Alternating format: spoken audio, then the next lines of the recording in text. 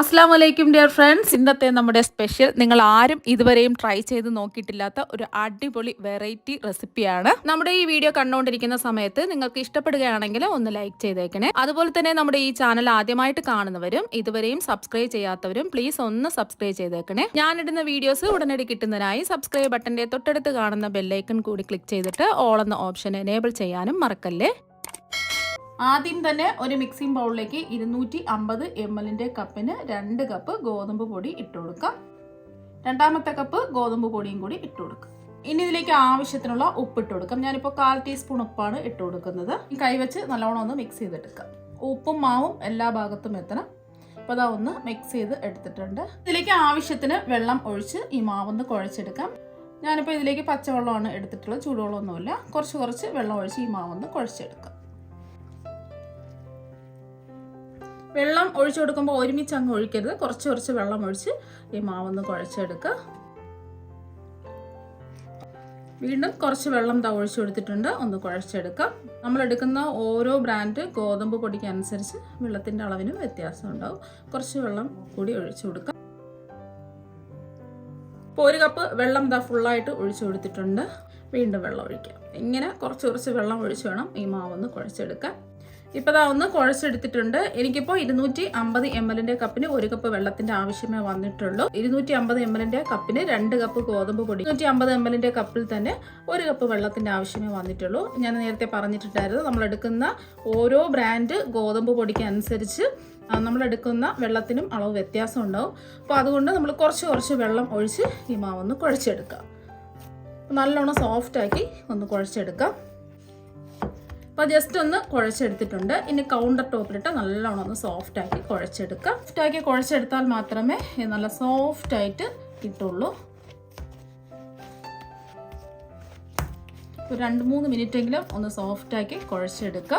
സോഫ്റ്റായിട്ട് ഒന്ന് കുഴച്ചെടുത്തിട്ടുണ്ട്. എത്രത്തോളം നമ്മൾ സോഫ്റ്റായിട്ട് കുഴച്ചെടുക്കുന്നുവോ അത്രത്തോളം നല്ല സോഫ്റ്റായിരിക്കും ഈ ചപ്പാത്തി. ഇനി ഇതിലേക്ക് 1 ടീസ്പൂൺ എണ്ണയും കൂടെ ഒഴിച്ച് നല്ലോണം ഒന്ന് സോഫ്റ്റായിട്ട് കുഴച്ചെടുക്കാം. 1 ടീസ്പൂൺ എണ്ണ ഒഴിച്ചു കൊടുക്കാം. ഏതെണ്ണ വേണമെങ്കിലും എടുക്കാവുന്നതാണ്. ഇനി നല്ലോണം വീണ്ടും ഒന്ന് സോഫ്റ്റായിട്ട് ഒരു 2 മിനിറ്റ് കുഴച്ചെടുക്കാം.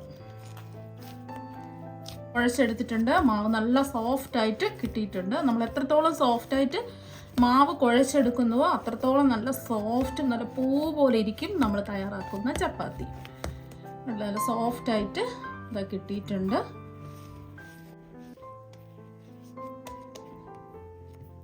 ഇനി നമ്മൾ ഉരുട്ടിയെടുത്ത മാവ് ഒരു ബൗളിൽ വെച്ച് കൊടുക്കാം. കുറച്ച് സമയം ഇതൊന്ന് റെസ്റ്റ് ചെയ്യാൻ വേണ്ടിയിട്ട് മൂടി വെച്ച് കൊടുക്കാം. മാവ് കുറച്ചും കൂടെ ഒന്ന് സോഫ്റ്റായി കിട്ടും. നമ്മൾ മാവ് മൂടി വെച്ച് റെസ്റ്റ് ചെയ്യാൻ വെച്ചിട്ട് ഒരു 10 മിനിറ്റ് ആയിട്ടുണ്ട്. ഇപ്പം മാവ് കുറച്ചും കൂടെ ഒന്ന് സോഫ്റ്റ് ആയിട്ടുണ്ട്. 1 മിനിറ്റും കൂടി ഒന്ന് കുഴച്ചെടുക്കാം.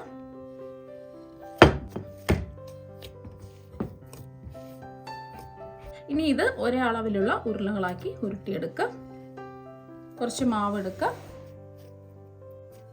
ഇനി ഇതൊന്ന് ഉരുട്ടിയെടുക്കാം. അതൊന്ന് ഉരുട്ടിയെടുത്തിട്ടുണ്ട്. നമ്മൾ കുറച്ച് വലിപ്പമുള്ള ഒരു നാരങ്ങയുടെ വലിപ്പത്തിലാണ് മാവ് ഉരുട്ടിയെടുത്തിട്ടുള്ളത്. ഈ ഒരു വലിപ്പത്തിൽ വേണം ബാക്കിയെല്ലാം മാവ് ഉരുട്ടിയെടുക്കാൻ. ഇപ്പം മാവ് ഒരേ വലിപ്പത്തിലുള്ള 7 ഉരുളകളാക്കി ഉരുട്ടിയെടുത്തിട്ടുണ്ട്. ഇതിൽ നിന്നും ഒരു ഉരുള മാവ് എടുക്കുക. ഇതുപോലെ ഗോതമ്പ് പൊടിയിൽ ഒന്ന് ആക്കിയെടുക്കുക. ഇനി ഇതൊന്ന് പരത്തിയെടുക്കാം.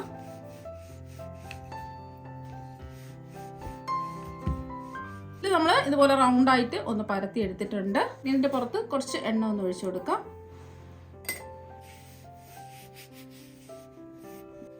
ഇപ്പം എണ്ണ ഒന്ന് ആക്കി കൊടുത്തിട്ടുണ്ട്. ഇനി ഇതൊന്ന് മടക്കി കൊടുക്കാം.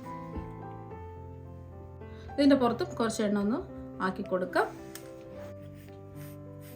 അപ്പം ഇതിൻ്റെ പുറത്തും കുറച്ച് എണ്ണ ഒന്ന് ഇതാക്കി കൊടുത്തിട്ടുണ്ട്.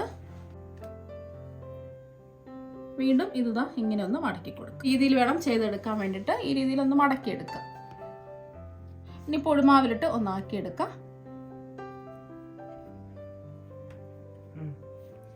വീണ്ടും ഇത് റൗണ്ട് ഷേപ്പിൽ പരത്തിയെടുക്കുക. തിരിച്ചു മറിച്ചു വിട്ട് പരത്തിയെടുക്കുക. എല്ലാ വശവും ഒരേ കനത്തിൽ മെല്ലെ ഒന്ന് റൗണ്ട് ഷേപ്പായിട്ട് പരത്തിയെടുത്തിട്ടുണ്ട്. ഈ ഒരു കനത്തിൽ വേണം പരത്തിയെടുക്കാൻ. ഒരു ഉരുള മാവ് എടുക്കുക. എല്ലാ ഭാഗത്തും ഇതുപോലെ ഗോതമ്പ് പൊടി ആക്കി കൊടുക്കുക. ഇപ്പോൾ ഞാൻ ചെയ്യാൻ പോകുന്നത് രണ്ടാമത്തെ മെത്തേഡാണ്. സ്ക്വയർ ഷേപ്പിലാണ് ഇത് പരത്തിയെടുക്കുന്നത്. ആദ്യം നമുക്ക് റൗണ്ടായിട്ട് ഒന്ന് പരത്തിയെടുക്കാം. കനത്തിൽ ഇതാ പരത്തിയെടുത്തിട്ടുണ്ട്. ഇനി കുറച്ച് എണ്ണ ഒന്നാക്കി കൊടുക്കാം. എല്ലാ ഭാഗത്തും ഒരുപോലെ ഒന്ന് എണ്ണ ആക്കി കൊടുക്കുക. എണ്ണ ഒന്ന് ആക്കി കൊടുത്തിട്ടുണ്ട്. ഇനി ഇതൊന്ന് മടക്കി കൊടുക്കാം. രണ്ട് സൈഡും ഒരേ അളവിൽ വേണം മടക്കി കൊടുക്കാനായിട്ട്. ഇവിടെ മടക്കിയ ഭാഗത്തും കുറച്ച് എണ്ണ ഒന്ന് ആക്കി കൊടുക്കാം. ഈ ഭാഗവും ഒന്ന് മടക്കി കൊടുക്കാം, തടവി കൊടുക്കാം. ഇനി ഇതൊന്ന് മടക്കി കൊടുക്കാം. ഈ മടക്കിയ ഭാഗത്തും കുറച്ച് എണ്ണ ഒന്നാക്കി കൊടുക്കുക. ഈ ഭാഗവും ഒന്ന് മടക്കി കൊടുക്കുക. അപ്പോൾ അതാ ഒന്ന് മടക്കി എടുത്തിട്ടുണ്ട്. ഇനി പൊടിയിലിട്ട് ഒന്ന് കോട്ട് ചെയ്തെടുക്കാം.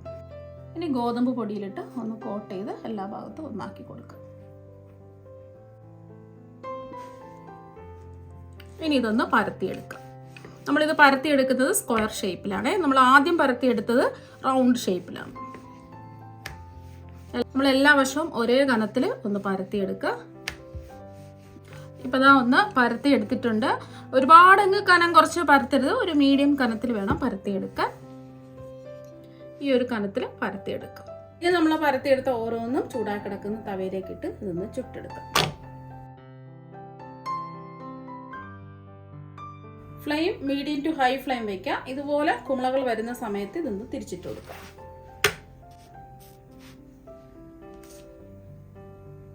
ഇപ്പൊ കണ്ടില്ലേ, നല്ലതുപോലെ വീർത്ത് പൊങ്ങി വന്നിട്ടുണ്ട്. ഇതിന് നിങ്ങൾക്ക് എണ്ണ വേണമെങ്കിൽ കുറച്ച് ഒഴിച്ചു കൊടുക്കാം. ഞാനിപ്പോൾ എണ്ണയൊന്നും ഒഴിക്കുന്നില്ല. എല്ലാ സൈഡും നല്ലതുപോലെ ഒന്ന് വെന്ത് വരട്ടെ.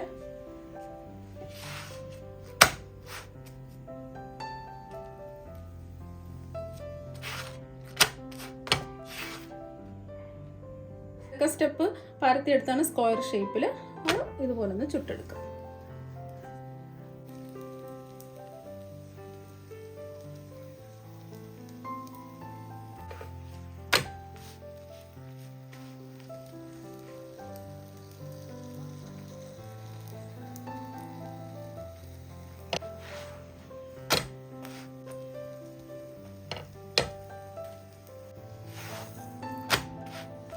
ചുട്ടെടുത്തിട്ടുണ്ട്. നല്ല സോഫ്റ്റ് ആണ്, നല്ല ലെയറോട് കൂടി ഇരിപ്പുണ്ട്.